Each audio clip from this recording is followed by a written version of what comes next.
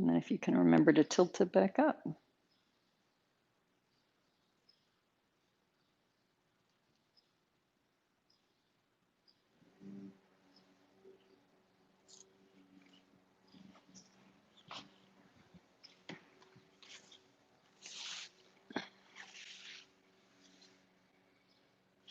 Good morning, everybody. Welcome to Half and Half.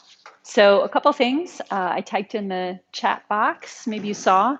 We're going to do some arm and shoulder work. And so you can have either a yoga strap, or if you have like a kitchen towel or a hand towel, that works really well as well. So if you don't have that, you can hit the pause button, go get it, come back and hit play, and it'll start right back up where I am. I know I always say that, but it's good to know. So first thing I wanted to look at was the bones. We have the little skeleton. We have big skelly and little skelly in the house. And what's nice about this skeleton is his joints move a little more, which is like your joints. And so that can be really useful. So looking at the structure of the shoulder, what we talk about as the shoulder, you could think of as like the meeting of three different bones. The shoulder blade, which is the socket of your arm, the upper arm bone, the humerus, which is the bone, the ball, and then the collarbone meets the shoulder blade as well. So those three bones are all connected. And when I do just like a shrug of my shoulder up and down, those three bones are all moving up and down. And they really have to move in coordination. They have to have a rhythm. You can't really move one without the other for the most part. You can move the arm a little bit, but the other two end up moving together a lot.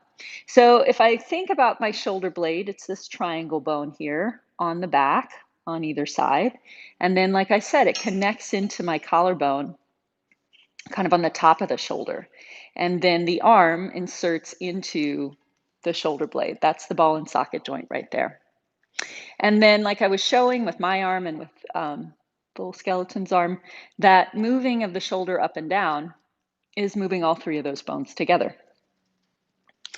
So that's nice, right? Good to know. So the other thing is, as the arm goes overhead, those three bones are going to have to move together too. So like I said, you can do a little bit of movement in your arm without moving your shoulder. That's a fine, healthy movement. You can do a little bit forward and back without that. But somewhere pretty low, 60, 70 degrees, maybe 80 or 90 degrees angle, that shoulder needs to move as the arm goes overhead. So the collarbone, the shoulder blade, and the arm all move together to get your arm overhead.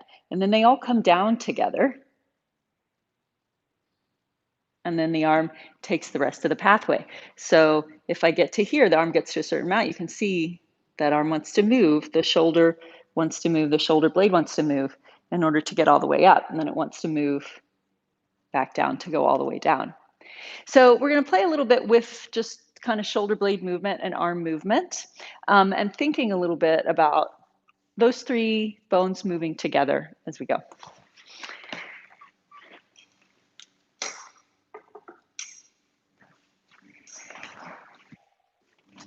So if you have your towel, you can hold diagonal corners of the towel, and that'll be a good way to have some resistance there and do a little pulling out on the towel. If you're doing it with a yoga strap, I have kind of a long yoga strap, so I double mine over so it's not dragging on the floor, which seems pleasant. If you have a shorter yoga strap, you might not need to double it over. And I'm going to hold out a little wider than my shoulders. My knuckles point down, the backs of my hands pointing towards the front. And then the first thing I'm going to do is maybe like a little bit of tension on the strap, but nothing that works too hard, just not slack. And then just start to feel my shoulder blades pulling together and then widening apart. And so as I do that, I'm thinking about moving my shoulder blades, but clearly my arm is moving too. So as my shoulder blades come together, it's moving my arm back. As they spread apart, it's moving that forward. I'll just keep rotating like I'm on a revolving stage to give you all those views of the shoulder blades moving around with the arm. Now, I could This is another one where I could just move my arm or my elbows. Or I could lead with my elbows, which would take me a lot farther. And so what I'm trying to do is think of what happens with the shoulder blade being the primary mover, which is just slightly different than trying to make my elbows the primary mover. It's a little distinction in there. And I feel the muscles around the shoulder blades a little more. And then you could think about your collarbones, like what's happening to the collarbones? They get a little broader, they kind of glide backwards a little, and then they glide forward with the shoulder blade too. Maybe you feel some of that. It's a smaller movement, maybe a little harder to feel. It's actually a little bit fatiguing. And then relax and just let all that rest. And so some of those muscles around the collarbones and the shoulder blade get kind of stuck in with neck muscles sometimes. So when I isolate them, I feel like shifting around in my neck. So that sometimes is good to do. Just kind of turn your head around, let your neck move around a little bit. Feels pretty good. And then let's go back to where we were. So a little bit of pull out on the strap here. My elbows are a tiny bit bent. I'm going to pull 10% harder than I did a moment ago. So now I do start to feel my triceps coming on. What I want to avoid is a lot of hand and forearm feeling. So if you're getting a lot of that, like gripping forearm feeling, back off a little. See if you can feel it up in the tricep a little more, or the back of the shoulder. And I'm going to try to feel my shoulder blades really wide. So we did all that back and forth with the shoulder blade together and apart. Can you find the place in between those two end ranges of motion? And just think of stabilizing your shoulder blade in that place. And then the collarbone's just kind of an easy, wide feeling. And I'm going to try the movement of just my arm, not my shoulders, and see what that range is. And I'm going to err on the side of less. So I'm going to stay a little below my shoulders. And you might feel like, no, I could get higher without moving my shoulders. But let's stay kind of low. Because it's true that sometimes you can lift your arm higher without moving your shoulders. But that's kind of a hypermobility in the arm joint, in the shoulder joint. And so staying a little lower in what we imagine to be the healthier range will be informative for some of the deep muscles that help you stabilize. So I'm just moving. I'm going to move to slightly below the shoulder and hold it there. And then I felt my shoulder blades drop back a little. I'm going to let them kind of come out wider again. And then that feeling of drawing my ribs together that we often work on, I'm going to work with that feeling too. And then in this place, pull out just a little on the strap and back off. And then pull out a little and back off. And take that movement a few times. Ribs are drawing together. Shoulder blades in this wide neutral spot. Collarbones wide. I start to feel a lot of work here in the top of the shoulder. Maybe you feel that. I start to feel a pretty good amount of work in my triceps. And then I feel a conversation in my neck. My neck is interested in coming on, and I keep checking in and figuring out how to keep the neck from doing too much. And then pull out and leave that. Okay, so we're going to let the collarbone, the shoulder blades start moving. They're both going to rise up as my arms come overhead. And then they're going to fall back down as I go back to a little below shoulder height. And then I let them rise up. And then I let them glide back down. This may feel really natural to you, or it may feel like you have to actually make it happen, that you're not used to your collarbones and your shoulder blades coming up exactly like this. See if you can imagine that out and up, shoulder blade, out and up collarbone.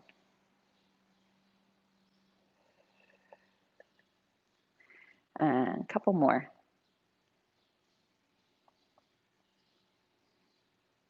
And then still I'm going, kind of slowly, having this conversation with my neck. My neck is ready to jump in. If I go kind of slowly, I feel more muscles around my shoulder blades and my arm and less around my neck. Leave the arms overhead next time you get there. We're going to do the little pulls up here, pulling out, back off a little bit, pull out, and back off. Ribs are drawing together as you pull out. And sometimes I talk about long armpits. As the shoulders glide up, the armpit seems a little longer, opens up a little more. And then pull out and hold that position there. Let's step your feet out comfortably wide with the toes pointed out. And then work a little bit of side bending, really paying attention to this arm shoulder position. Maybe even like move them around a little bit here too. Where is that kind of slightly up position, but not grabbing in your neck position? And then can you keep that feeling as you bend over to the side? And then back up. And then bend over to the other side with that feeling. And back up. And reaching over. And back up. And reaching over. And back up. And then lower your arms down. And relax your arms. I think it's somewhat surprisingly fatiguing in some of those muscles around your shoulder. So if you feel like that, I feel like that too. We can have solidarity there. So as we keep clarifying this, and as you keep clarifying it in your body, if we look a little more at the collarbone can get really tied in with the chest. Like maybe you don't even really think about your collarbone moving that much. It almost feels like another rib. And so sometimes it gets really like sticky and tied in. And part of getting it to glide up has to do with keeping the chest down as you do it. And there's a little bit of opening through these upper ribs, through the pec muscles in order to let that happen. Kind of a gliding and lengthening out through this front pectoral muscle to let that happen. And if I don't let that happen, then the whole chest wants to move. My shoulder blade actually feels like it goes down and my collarbone goes up, but it's like taking my whole chest with it. My ribs are pushed way out. Obviously, this is not a posture I want to be in. I'm pretty exaggerated right now, but this is what happens for people a lot. So part of allowing the collarbone to move is keeping the chest dropping, is getting a little more space through this pec area, this armpit area, letting all this drop down and feeling that. So maybe you're doing some of these movements with me. If I were you, I would be doing that because I'm very kinesthetic. But you could kind of feel that dropping the chest down as the arm reaches overhead. And that allows my shoulder blade to lift up a little more too. And then all of that allows me to do some movement in the spine a little more easily. So let's do that one again. So arms are out and then pulling slightly out, and then arms come shoulder height, shoulder blades, collarbones glide up, and chest tries to stay down, glide down in opposition. And I keep some of that feeling as I side bend over and back up and side bend over and back up and inhaling and exhale center and inhaling and exhale center. One more each side.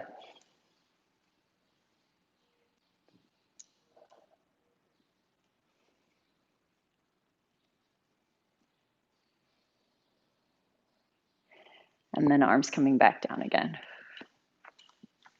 Rest. Okay, So let's do a little, I don't know, I like to just wrap my strap around my neck. If you have the towel, it may or may not work as well. You can drop it off in some way. But free your hands up for a moment and take your hands onto your hip crease when you bend your knees where it creases. And then do that. Bend your knees, look down at your knees, see if they're coming over your toes. If you take Scott's class, or you take the second half of this class, which is Scott's class, you do Warrior Two a fair amount. You practice this range of the thighs being outwardly rotated and the knees going over the toes quite a bit. Or even just this, he does this actually a lot in his class too. So finding that position, knees reaching out over the toes, and then I'm going to say pelvis straight down. Scott often does a lean forward here. That's a different thing. Let's do a straight down with the pelvis. So you're staying pretty upright, especially because we're going to keep working with the shoulders a little more. So finding that feeling a little bit, check it out for yourself. You may not go quite as low as I'm going. That's fine.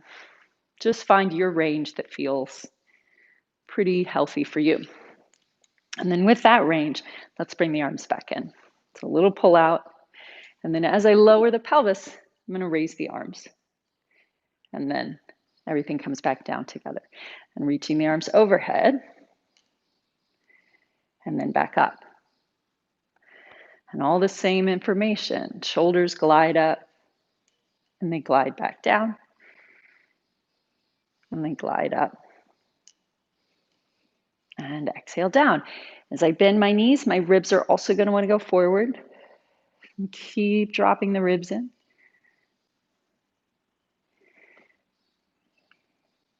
Keep dropping the chest down. How much does your neck need to do? Might need to do a little. Doesn't have to do a lot. Take it down, hold it here, just the arms. Floating up and gliding back down. And breathing in. And exhale down. One more time. And then all the way back up as you come down.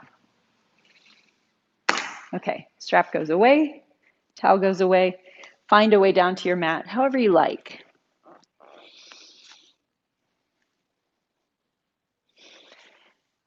So let's do a little bit with the roll up / roll down, which also has this arm movement in it.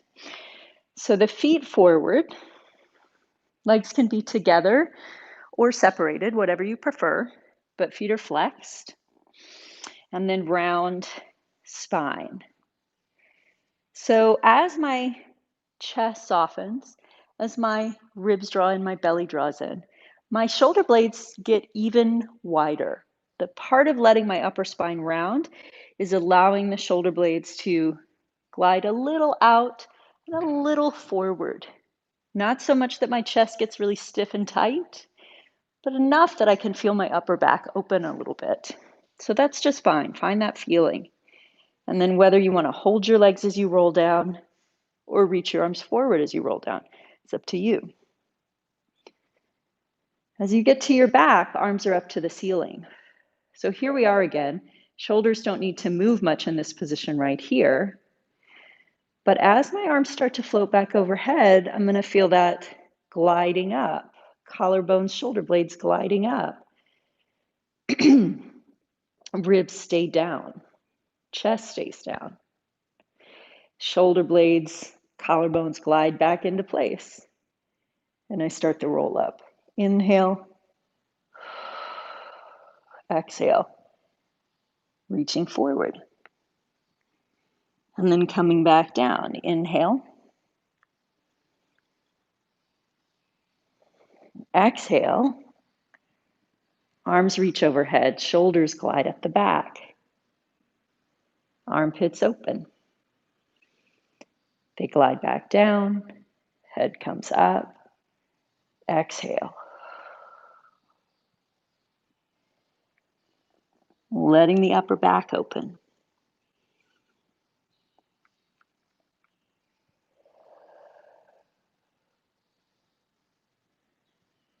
Let's take 3 more of these. Inhale starts your movement up. Exhale. reaching forward. Inhale, rolling back. Exhale, all the way down. One more time.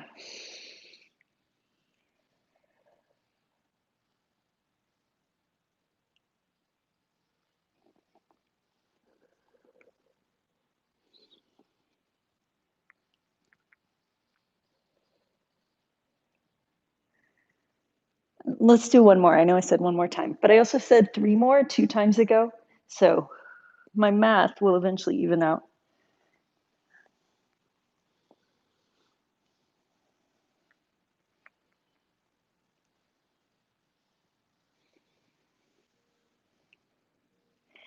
And then rest everything down. And lying on your back here, just take a couple breaths. See how the breath is moving through your rib cage, what that feels like. Relax all those places we've been moving. Feel how your head rests on the floor.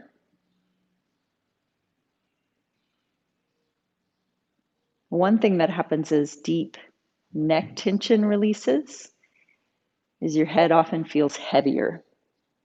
So see how your head feels.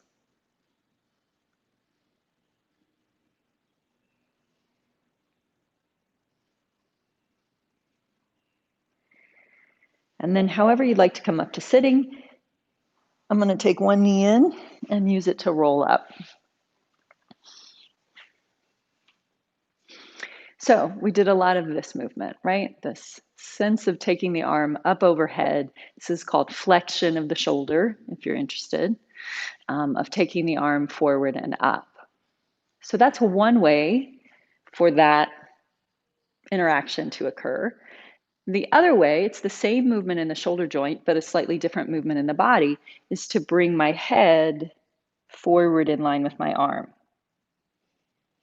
which is basically the same position as taking my arm overhead. I've just gotten to that position in a different way, in a different alignment with gravity. But the same thing has to happen in my shoulder and my collarbone and my arm. So in spine stretch, we do this. This is one of the things we practice. Start with the arms in line with the shoulders or maybe slightly below the shoulders. And then as you roll forward, you can either watch or you can do whatever you like. You could feel or see how the shoulder blades have to go out. They have to kind of rise up on the rib cage. The collarbones have to go out and rise up a little bit. The more my head goes forward. And then as I roll up, I'm going to feel kind of a gliding back into place until my arms are shoulder height again. I'm going to do it even to the back and see that widening of the shoulder blades, kind of gliding out and up happens as I go forward. And then gliding back into place happens as I come up. So trying that, if you're not already trying it for yourself, see if you can feel both actions. Forward feeling in the shoulder. And then do they come back into place as you roll back up? Exhale is the forward.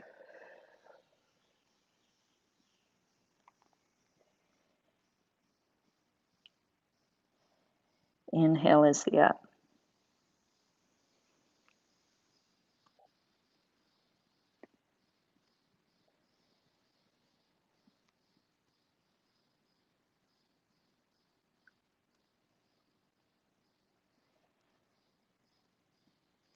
And I can also feel that long armpit feeling as I go forward.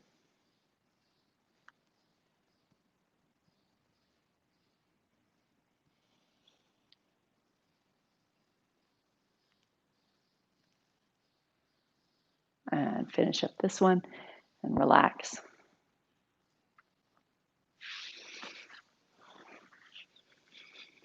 So shoulders are tricky because they're very movable. We like that they're movable because we want to be able to reach things And if you're like me, you wanted to be a monkey and swing from the monkey bars. And so you want to have that sort of feeling. So we like the mobility of the shoulder, but it doesn't mean it shouldn't be strong. And so that's really tricky because a lot of the times the way we feel strength is to fix something in place. And when we fix it in place, we know it's strong.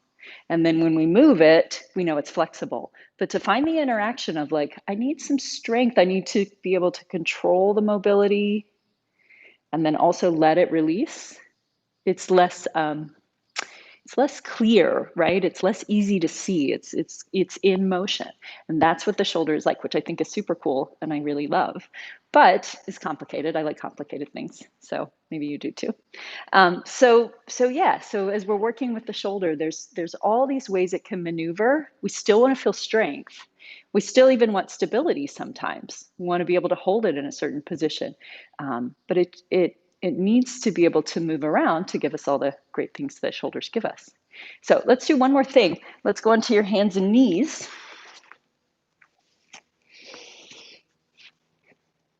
And hands a little in front of your shoulders. I'm a little more open. And then just kind of feeling that interplay now as you take weight on your hands. So my hands are a little in front of my shoulders, which is the equivalent of them being just a little bit over towards the overhead position. So my shoulders are a little out of neutral. I'm going to take my body weight forward. And the more I come into a shoulders over hands positions, the more neutral my collarbones and my shoulder blades feel. Then I'm going to keep some of that feeling to open the hips. And then I'm going to push back. And as I go back towards child's pose, I'm going to arms overhead, feeling in the shoulder. Nice long armpits. And then shifting back towards that very stable, neutral shoulder blade position. Keeping that feeling as I come forward. Pressing through the hands. Armpits open.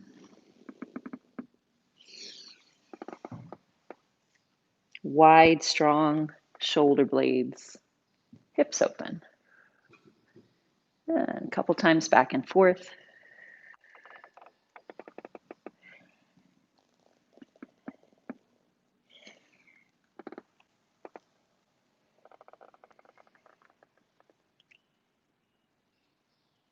And one more time.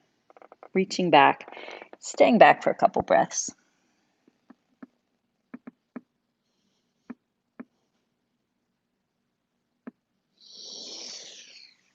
Roll up to sitting. I want to do one more thing, which is we can always do the 100. And now we have all this like feeling in the upper body. Let's just see what the 100's like as we do those little pumps. So lying on your back, hands by your side, and then head comes up, find your 100 position with your legs, wherever you like them, little pumps. Inhaling and exhale. Breathing in and exhale. So we've used so many images, so many different feelings. See what you notice.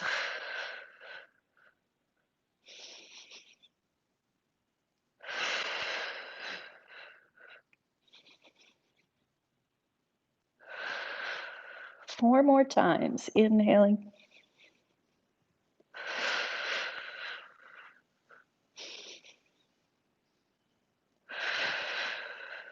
Last two.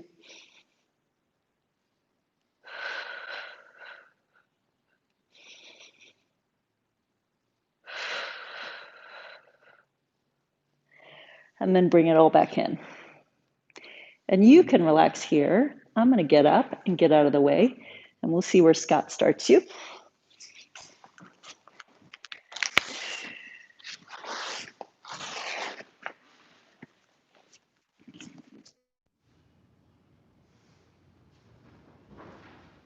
Hello, everybody.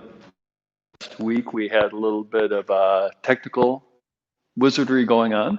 I was out in Colorado, Colette was here, and now it's much easier. We're both here in the same place. So I want to pick up where we left off here in this discussion of the shoulder blades and to talk a little bit more about as the shoulder blade, that whole complex, shoulder blade, collarbone, lift up, that the shoulder blade also wraps around. So at risk of being rude, I'm going to turn my back to you all. And let's start off with your left arm and reach your left arm forward toward your screen. Now let your shoulder blade slide forward toward your screen. So I like to call that wrapping the shoulder blade. Now keeping your shoulder blade wrapping forward, now take your arm up and let elevation accompany the wrapping. We're going to take a few breaths right here. So shoulder blade wrapping from the back to the side as it lifts up. And then letting that left arm down.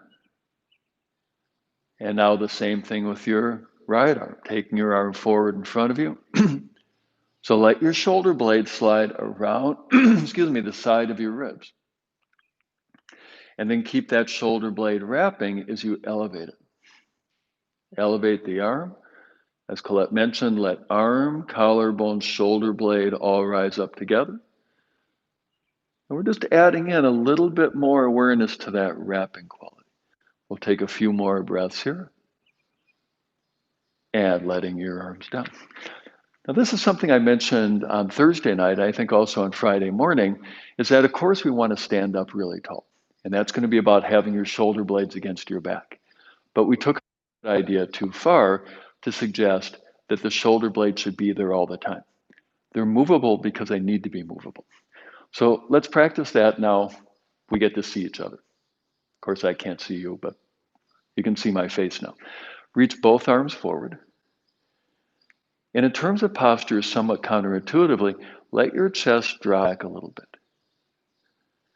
And that's another way of expressing let your shoulder blades wrap around your side ribs.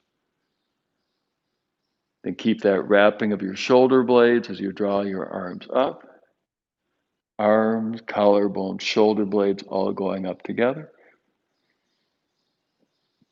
And we'll take a few more breaths here. The brilliance of the body is the shoulder blades are able to wrap because when you take your arms up overhead, they need to wrap. Full deep inhale. Exhale, arms down. Step your feet wide apart. Turn your left foot in and your right foot out. And then with the exhale, bending your right knee. Inhale, straightening your right knee. We'll go up and down a few times like that. Warming up your ankle, warming up your hip, warming up your knee. As I mentioned repeatedly in Movement Lab last week, 2020 class, that moving your joints naturally stimulates the flow of lubricating fluid, synovial fluid. So let's do a couple more here, literally warming up, stimulating that flow of synovial fluid. The next time, knee over your foot, pausing there. Bring your hands to prayer position. And now, because arms are below shoulders, draw your shoulder blades into your back. That's going to tend to create a feeling that your chest is open, spacious. Now, keeping your shoulder blades snug up against your back, as you now take your bent leg foot and lift that heel a couple inches up. Then to help strengthen muscles that support healthy arches, slowly over a count of 5, descending that heel down. 5, 4, 3, 2, 1, contact. Inhale, coming up, turning back to the middle. And now let's take the second side. Turn your right foot in and your left foot out. Exhale, bending. Inhale, straightening. So nothing like movement for your joints. Not only keeps the joints mobile, But literally we have almost like grease in our joints, lubricating fluid. A lot of times in the morning, maybe you feel creaky. So that would be indicative there's not a lot of that fluid in the joint surfaces. You move around a little bit, you feel looser. Same idea. So let's do a couple more here. Lubricating your ankles, your hip, and your knee. So next time, knee in the bent position, pausing there. Bring your hands into prayer position. Left shoulder blade against your back. Right shoulder blade against your back. And now to work with the arches of your left foot, take that heel up a couple inches. And then slowly over a count of 5, descending it down. 5, 4, 3, 2, 1, contact. Taking a moment to feel that foot on the floor, heel, ball of the foot, toes. Whole surface of the foot, inhale, press it down. Coming back to the middle, stepping your feet together. So we have the ongoing challenge that arms below your shoulders, shoulder blades wrapping, wouldn't be your most efficient posture. Be a little harder to breathe. So arms below your shoulders, left shoulder blade against your back, right shoulder blade against your back. There can almost be a sense that it's your shoulder blades that help lift your chest, freeing you to stand tall and breathe deeply. But in a moment when we take the arms overhead, apples and oranges, entirely different placement for the shoulder blades. So to begin, bring both arms forward, initiate the wrapping process. It's going to feel like your chest moves back behind you.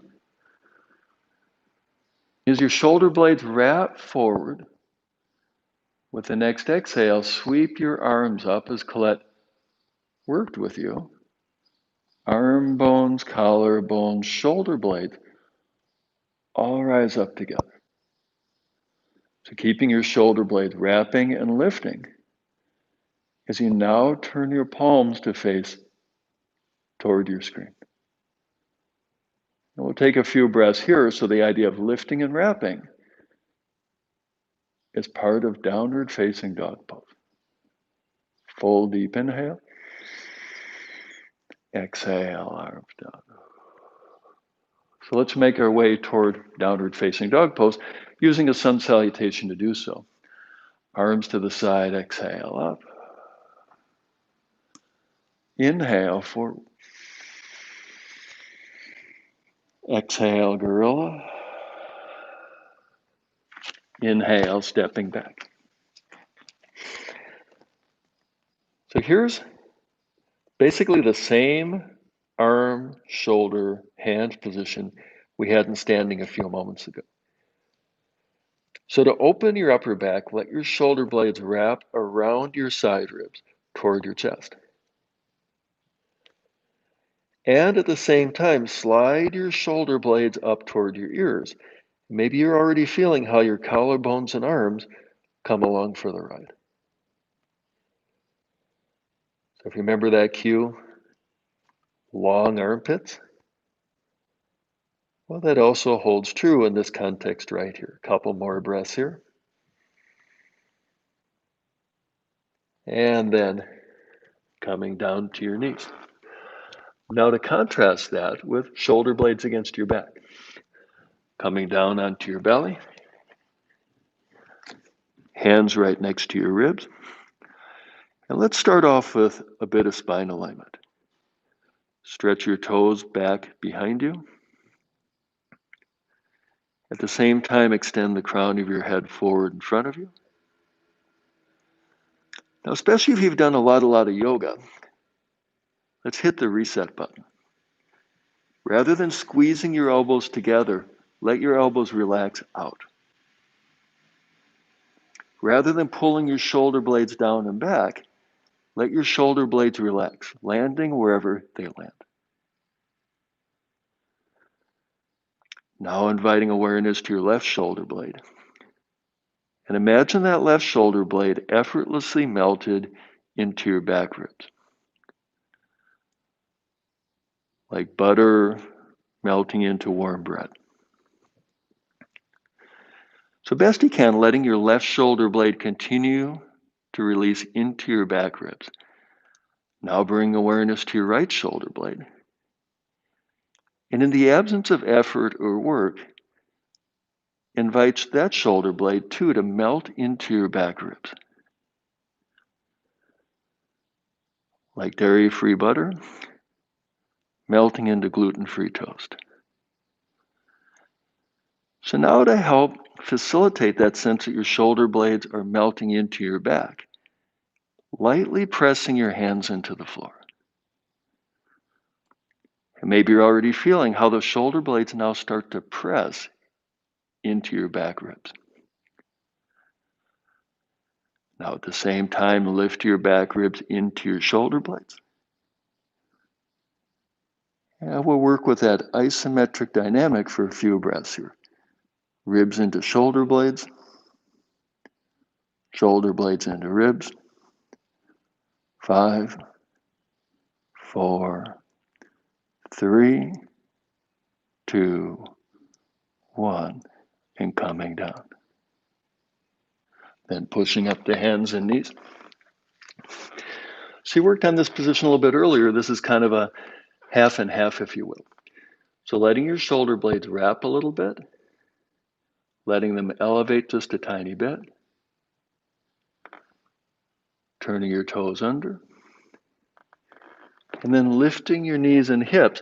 And now the wrapping and the lifting accelerate. That's one of the reasons that downward facing dog pose is so good for the breathing, that it opens the upper back. So now use your breathing to facilitate that opening. Direct the inhale into your upper back to broaden. Exhale. Now this time in your upper back a little bit higher up. Inhaling, broadening right where your upper back meets your neck. That's where a lot of people hold tension. Let's do 2 more inhales like that, right up to the junction of neck and upper back.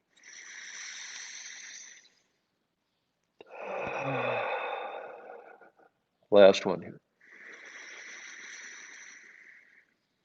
And exhale, gorilla. Inhale, folding. Exhale all the way up.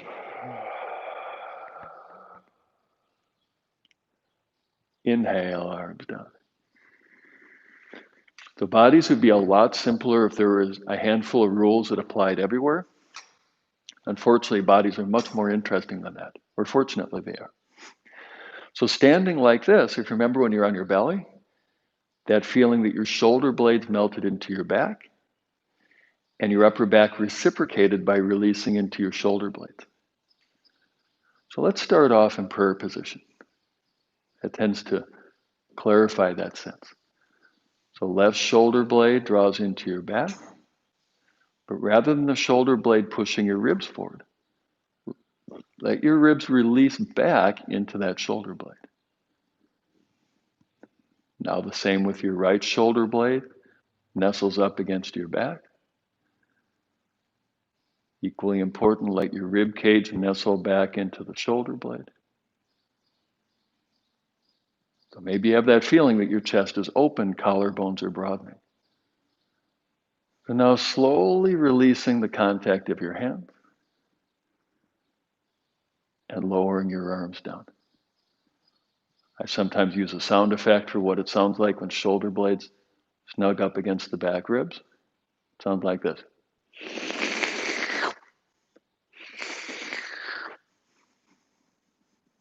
Good.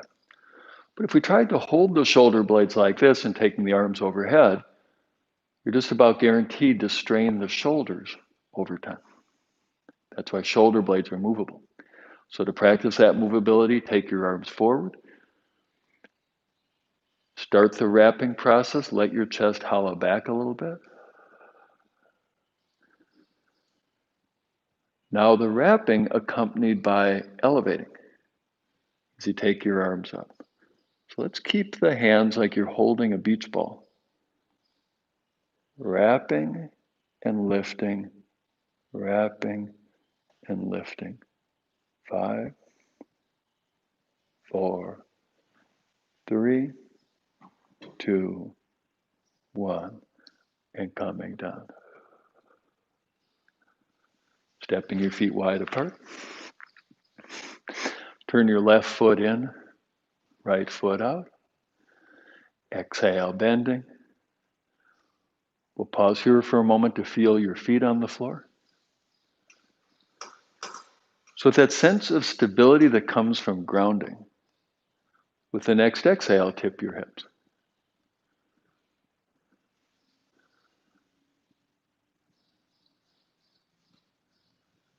Taking your left arm forward, wrapping as you do so. Then sweeping that arm through, let elevating accompany wrapping.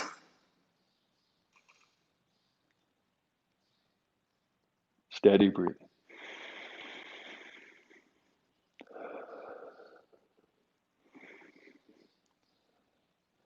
Inhale, coming up, and back to the front. Remember a time, it seems like a long time ago now, where I used to go on the road and teach workshops. In this pose in particular, I'd see a lot of people really straining. So I'll tell you more about what I saw. Turn your right foot in, left foot out. Exhale, bending. Take a moment here to ground in through your feet, toes, balls of the feet, heels.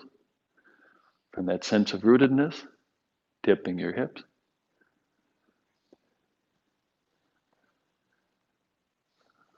So in brief, in side angle, I'd see so many people struggling to keep their shoulder blades against their back.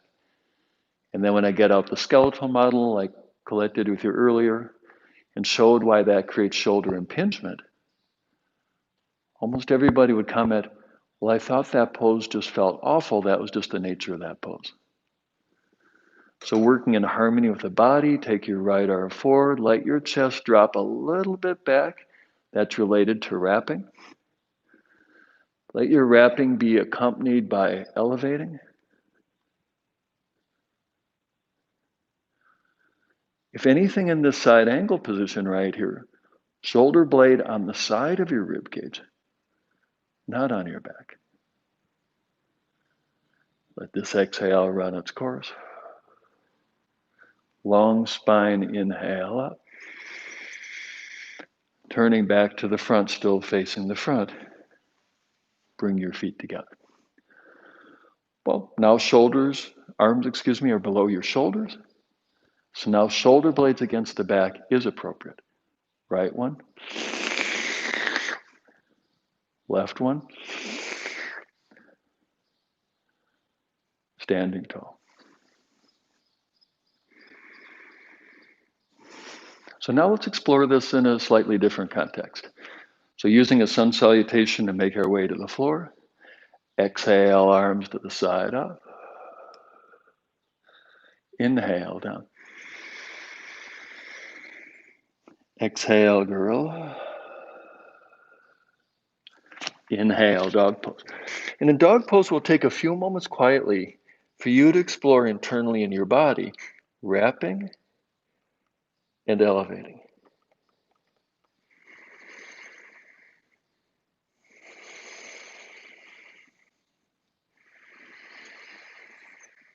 And then exhale, coming down to your knees, down to your belly.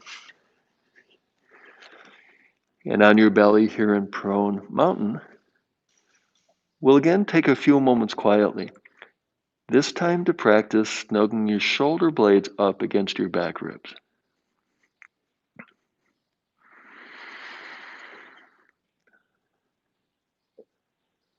Now lightly pressing your hands into the floor to help snug your shoulder blades up against your back ribs.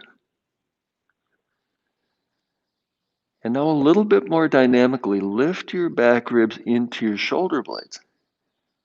such that your head comes up a little bit and your chest comes up a little bit. So it's a variation of cobra pose. Now remember, this is not about drawing your shoulder blades together. That's a different instruction. This is about drawing your shoulder blades into your back at the same time as you press your back ribs into your shoulder blades. Couple more breaths here.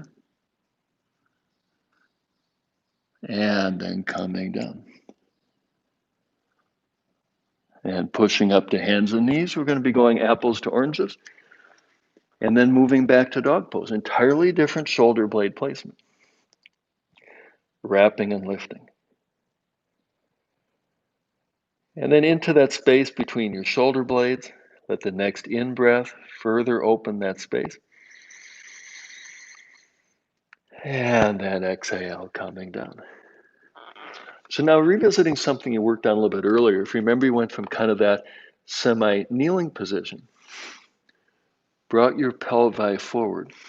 That's when more than one person brings their pelvis forward. And now arms are effectively below your shoulders. And snugging your shoulder blades against your back.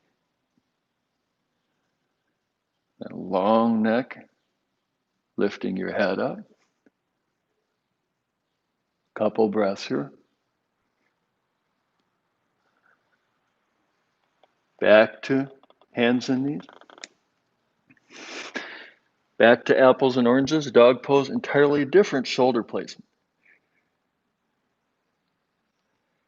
And come on down. Now I'm going to do the same transition facing away so you can see my upper back. So apologies for the view. It's going to transition soon enough. I bring pelvis forward. Knees down. This is a variation of upward facing dog pose. So watch what my shoulder blades do. They don't necessarily draw together. In fact, they maybe even draw a little away from each other as they snug up against my back.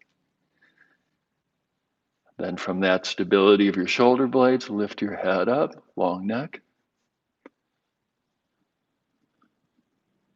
Couple breaths here. Back to hands and knees. And back to downward dog. So we've been exploring these variations of upward facing dog pose. So now let's take one more last one. Coming down to your knees. Pelvi coming forward. We'll take a moment here for you to steady your left shoulder blade, right shoulder blade. Then if you'd like even more challenge, you could explore lifting your knees up off the floor. Couple breaths here, upward dog.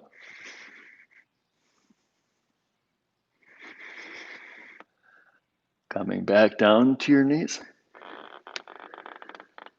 And back to downward dog. Few breaths here. Lifting and wrapping. And then coming down. So I'm going to spend a little bit of time meditating. And ideally doing so in seated.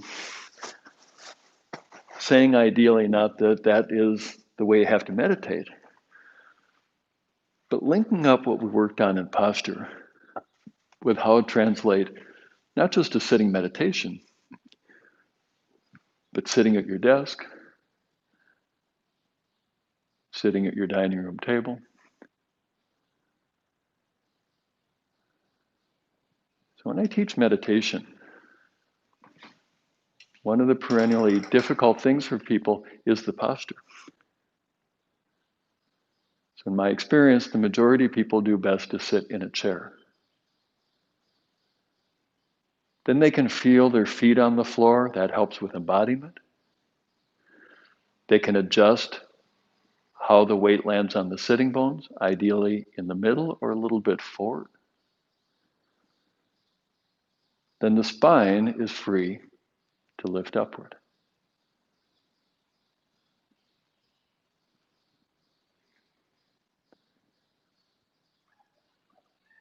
So as Colette mentioned at the outset, a lot of people, their collarbones have gotten sort of glued to their rib cage.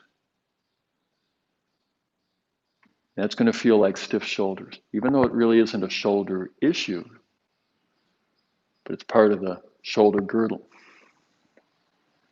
So part of the benefit of wrapping and lifting was to free the collarbone and rib cage. And how that proves useful right now is a freedom to lift your shoulders up. So it's those three bones: arm, bone, collar, bones, shoulder, blades. The next instruction is really easily overdone, just a tiny amount. It's like cayenne pepper.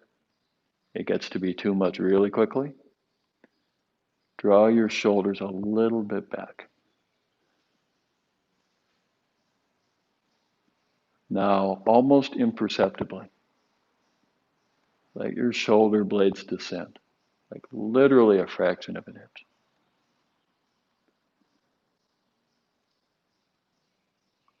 So for a lot of people, of course not everybody,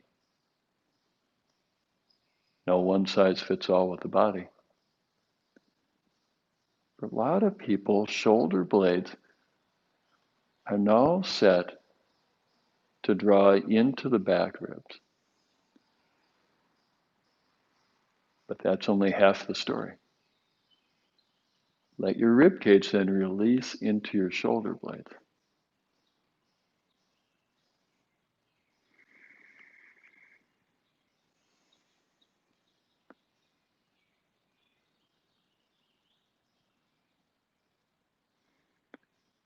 So if we move into chakra imagery,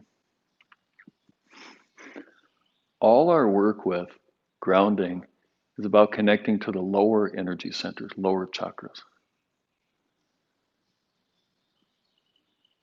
And all this talk of knitting the ribs is about integrating in the middle. So the lower energy centers are connected one with the upper energy center.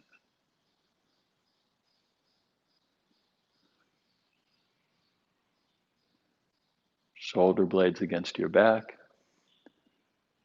which allows the back of your heart to be open, and the front of your heart to be open.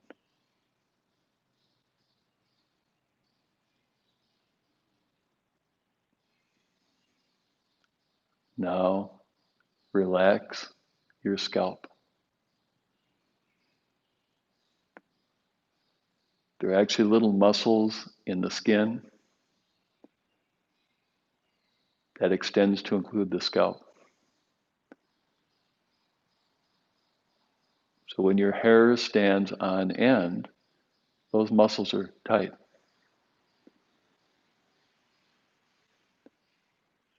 Relax your hair. Relax your scalp.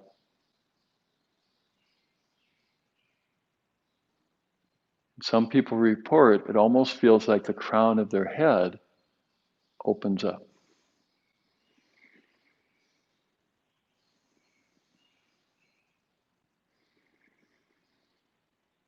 Now, whatever this may or may not feel like in your body, we'll take the next few moments quietly.